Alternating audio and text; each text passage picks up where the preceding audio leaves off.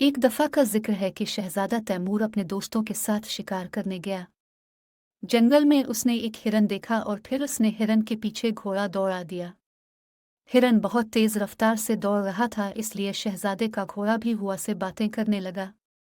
ऐसे में वो अपने दोस्तों से बिछड़ गया। आगे जाकर हिरन भी उसकी नज़रों से ओझल हो गया। शहज़ादे को थकावट महसूस हुई। पहाड़ के करीब उसे एक गार नज़र आया। आराम की गरज से शहज़ादा इस गार में चला गया।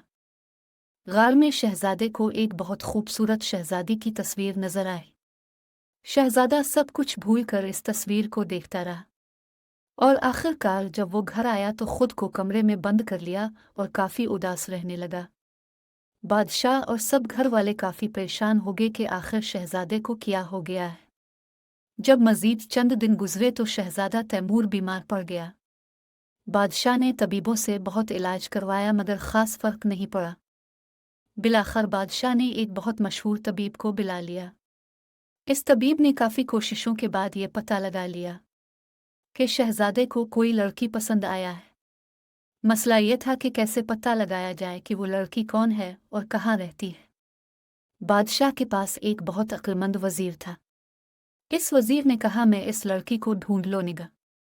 इसने तस्वीर वाली लड़की को तलाश करने लिए अपने जासूस हर तरफ रवाना किए और काफ़ी तलाश के बाद बिलाखिर इसको पता चल गया कि वो तस्वीर वाली लड़की करीब के रियासत के बादशाह की इकलौती शहज़ादी है। इसका नाम शहज़ादी सबा है। शहज़ादी सबा बहुत मगरूर और ज़िद्दी है, लेकिन इससे भी बड़ा मसला ये है कि शहज़ादी को मर्दों से बहुत नफ़रत है। अगर कोई मर्द इसके लिए रिश्ता बीज है इससे बात करें तो शहज़ादी इस मर्द को मार डालती है। शहज़ादी से पास 40 घड़सवारों औरतों की एक फ़ौज है, लेकिन किसी को भी मालूम नहीं था कि आखिर शहज़ादी को मर्दों से इतनी नफ़रत क्यों है। लिहाजा इस वज़ीर ने इस राज का पता लगाने के लिए रियासत में अपने जासूस भेजे कि शहज़ादी ऐसा क्यों करती है और क्या ऐसा कोई शख्स है शहज़ादी जिसकी बात मानती हो। जासूसों ने बताया कि सिर्फ एक बूढ़ी औरत है जिसने बचपन में शहज़ादी को पाला है। शहज़ादी इससे मिलने अक्सर आती है। लिहाजा शहज़ादा तैमूर और उसका वज़ीर इस बूढ़ी औरत से मिले और उसको पूरी कहानी सुनाए। वज़ीर ने इस बूढ़ी औरत को सोने की बहुत सारी अशरफियाँ दी ताकि वो इस राज का पता लगा ले। इस तरह वो बूढ़ी औरत राज़ी हो गई। जब शहज़ादी इस बूढ़ी से मिलने आई तो इस बूढ़ी ने खुद को बीमार जाहिर किया और कहा कि बेटी, अब मेरा आखिरी वक्त है और मैं मरने वाली हूँ, इसलिए मेरी आखिरी ख्वाहिश है कि मुझे ये बतो, तुम मर्दों से इतनी नफ़रत क्यों करती हो। शहज़ादी इस बूढ़ी को इनकार नहीं कर सकी। कहा, एक दफ़ा मैंने ख्वाब देखा था कि मैं एक हरनी थी और मेरे साथ एक हिरन था। हम दोनों जंगल में थे।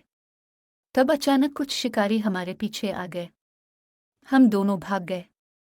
भागते भागते में एक दलदली जगह फंस गए, लेकिन वो हिरन मुझे अकेला छोड़कर खुद भाग गया। शिकारियों ने मुझे पकड़ लिया और ज़ब्ह कर लिया। इस दिन से मुझे मर्दों से नफ़रत है। मर्द धोखाबाज होते हैं। ये कहकर शहज़ादी वहाँ से चली गई। बूढ़ी ने ये कहानी शहज़ादा तैमूर को सुना दिया और ये भी बता दिया कि शहज़ादी को बांसुरी बजाने वालों से भी शदीद नफ़रत है। अब शहज़ादा और वज़ीर ने सोचा ऐसा क्या करे कि शहज़ादा शहज़ादी का दिल जीत सकी। लिहाजा वज़ीर ने एक तरकीब सोचा। इसने शहज़ादे को पूरी बात समझा दी कि कैसे शहज़ादी का दिल जीता जा सकता है। शहज़ादा तैमूर ने इस पर अमल करना शुरू किया। शहज़ादा तैमूर वहाँ गया जहाँ से शहज़ादी और उसका फ़ौज गुजरने वाले थे। शहज़ादे ने इस रास्ते पर बैठकर बांसुरी बजाना शुरू कर दिया। जब शहज़ादी अपनी फ़ौज के साथ वहाँ से गुजर रही थी तो उन्होंने एक मर्द देखा जो बांसुरी बजा रहा है। उसे बहुत गुस्सा आया। इसने अपने फ़ौज से कहा, इस आदमी को पकड़ कर लिया जाए। शहज़ादे को जब शहज़ादी के सामने पेश किया गया तो शहज़ादी ने बांसुरी बजाने की वजह पूछी। शहज़ादे ने कहा वो बहुत गमगीन है और अपने आखिरी सांस तक ऐसे बांसुरी बजाता जाएगा। इसने कहा, मैं एक मर्तबा एक ख्वाब देखा था कि मैं एक हिरन था और मेरे साथ एक हरनी थे। हम दोनों जंगल में चल रहे थे कि शिकारी आ गए। हम भागे। मेरे साथी हरनी एक जगह दलदल में फंस गई। मैं आगे भाग कर गया ताकि अपने मुंह में पानी भर के लाऊं, इसको बचा सकूं।